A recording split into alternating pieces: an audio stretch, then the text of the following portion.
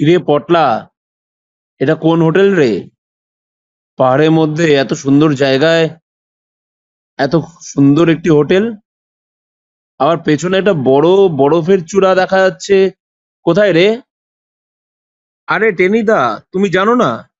এইটা হলো নর্থ বেঙ্গল এক্সপ্লোরারের নতুন হোটেল, হোটেল রেড চেরি। আপার পেলিং এ নতুন 1 অক্টোবর থেকে এই হোটেল শুরু হবে।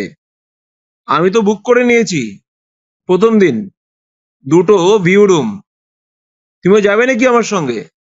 চলো চলো, পেলিং এ গিয়ে বাঙালি হোটেলে বাঙালি খাবার খেয়ে কাঞ্চনজঙ্ঘা দেখবো, আর সাথে খুব কাছেই স্কাই ওয়াকটাও ঘুরে আসবো। চলো, আর দেরি করো না।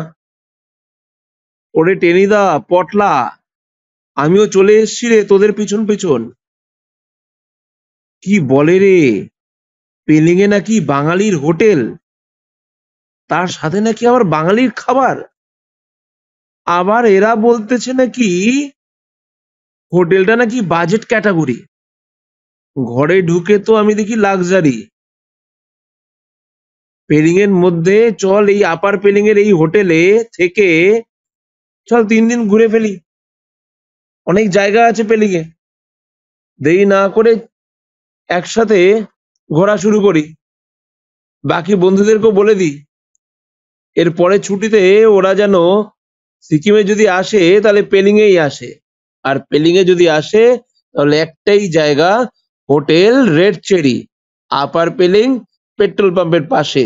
একদম চিনতে বুঝতে একদম অসুবিধা হবে না।